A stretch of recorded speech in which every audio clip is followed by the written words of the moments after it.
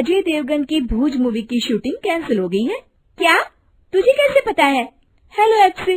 देख, ये है हेलो ऐप। जैसे ही आप हेलो ऐप डाउनलोड करते हो, उस पर सर्च बार में हेलो ट्रेंड्स मिलेगा, जिसमें सभी ट्रेंडिंग न्यूज, वीडियोस, आर्टिकल्स मिलेंगे। उससे आप डे टू डे इन्फॉर्मेशन से अपडेट रह सकते हो। ये तो बहुत अच्छा ऐप है। मैं अभी डाउनलोड करके खुद को अपडेट करती हूँ।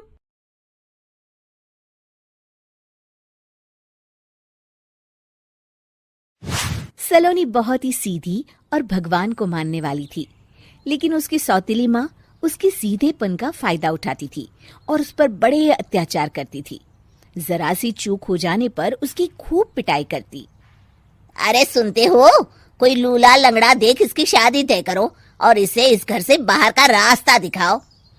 सलोनी के पिता जानते थे कि मीना एक चांडाल औरत है, इसलिए वो एक अच्छा घर देख सलोनी की शादी कर देते हैं। लेकिन वहां भी सलोनी से जलने वालों की कमी नहीं थी। सलोनी की ननद निकिता उसे बिल्कुल पसंद नहीं करती थी। सलोनी, बात तो सुनो जरा। जी कहिए। आज शाम को मेरे बॉस खाने पर आ रहे हैं। ध्यान रहे उनकी खातिरदारी में किसी प्रकार की कोई कमी नहीं होनी चाहिए। जी आपने कह दिया, बिल्कुल वैसा ही होगा। शाम को सलोनी जैसे ही गैस पर खाना चढ़ाकर वहां से जाती है, अभी इसके खाने का स्वाद बढ़ाती हूँ। निकिता गैस की आंच तेज कर देती है। थोड़ी देर में देखते ही देखते सारा खाना जल जाता है और पूरे रसोई घर में चारों तरफ धुआं फैल जाता है। अब आएगा मजा।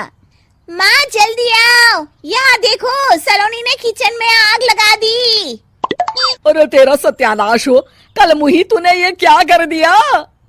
सलोनी की सास उसे बहुत डांट फटकार लगाती है।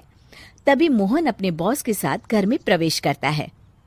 अरे भाई मोहन, ये क्या तुम्हारे घर का क्या हाल हो रखा है? लगता है खाना जल गया है। चलो खाने का प्रोग्राम कैंसिल करो, मैं अपने घर जाके खा लूंगा। सर, दरअसल सर मुझे माफ कर दीजिए। अरे कोई बात नहीं, घरों में ये छोटी मोटी बातें होती रहती है। मैं समझ सकता हूँ, फिक्र मत करो, मैं नाराज नहीं हूँ और इस बात का तुम्हारे प्रमोशन पर भी कोई असर नहीं पड़ेगा। चलो अब चलता हूँ मैं। बॉस के जाते ही मोहन सलोनी पर भड़क उठता है और उसे खूब खरी खोटी सुनाता है। भगवान, मेरी माँ तो कहती थी कि अच्छे लोगों के साथ हमेशा अच्छा होता है, फिर मेरे साथ ही बुरा क्यों होता है? आखिर मेरी गलती क्या है?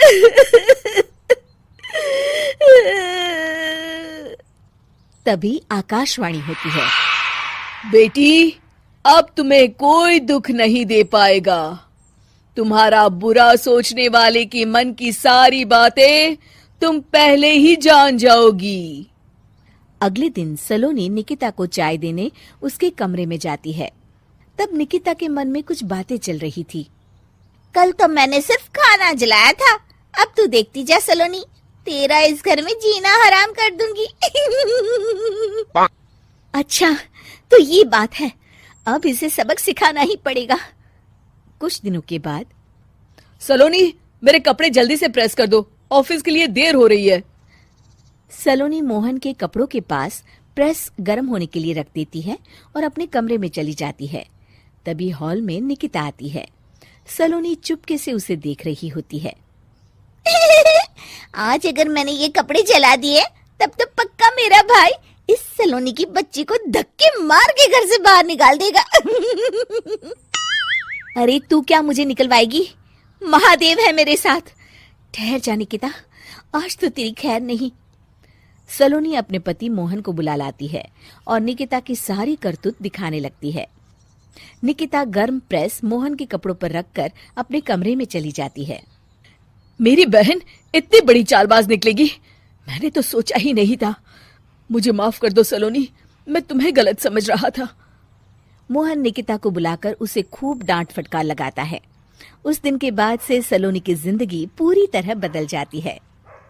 सलोनी हर किसी के मन की बात सुन लेती थी। दूसरी तरफ निकिता का कोई भी दांव सलोनी पर नहीं चलता था और आखिरकार वो भी सलोनी के आगे घुटने टेक देती है। फिर एक दिन सलोनी की सास की सहेली ममता अपनी बहू कविता के साथ वहां आती है। कविता मन ही मन कहती है, अरे ये बुढ़िया पागल है जो मुझे यहाँ लेके आ गई। कहाँ मैं अपनी किटी पार्टी छोड़ के इसके साथ यहाँ मरने आ गई। पता नहीं कब तक इसे झेलना पड़ेगा। अरे ये जल्दी मरे और इसकी सारी जायदाद मेरे नाम हो जाए। सलोनी कविता की सारी बातें सुन लेती है। अरे कविता, तुम अपनी सास की जायदाद के लिए उन्हें झेल रही हो और उनके मरने का इंतजार कर रही हो। ये तो गलत बात है। सलोनी की बात सुनकर कविता बिना देर किए कहती है, अरे ये तुमने कैसे सुन लिया? ये सारी बातें तो मैं अपने मन से बोल रही थी। तुमने कैसे सुन लिया? बस फिर क्या था, ये सुनते ही कविता के बगल में बैठी उसकी सास उसकी चोटी पकड़ लेती है। क्यों रे कलमुही, तू मेरे बारे में ये सब सोचती है? मम्मी जी मुझे माफ कर दीजिए। बड़ी आई मेरी जायदाद लेने वाली। मैं आज ही अपने वकील को बुलाकर सब कुछ छोटी बहू के नाम कर देती हूँ। चल घर चल, आज तेरी अच्छी खबर लेते हूँ। इस तरह सलोनी लोगों के मन की बातें सुन लेती थी, लेकिन धीरे धीरे सलोनी को एहसास होता है कि उसके आसपास के सारे लोग एक दिखावे की जिंदगी जीते हैं और सब एक दूसरे के बारे में बुरा ही सोचते हैं।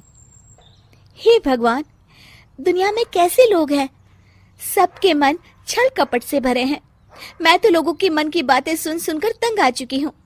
मैं अपनी जिंदगी में अब बहुत खुश हूँ। अब आप मुझसे ये शक्ति वापस ले लीजिए भगवान। इस तरह भगवान सलोनी को दी हुई शक्ति वापस ले लेते हैं और सलोनी एक आम जिंदगी जीने लगती है।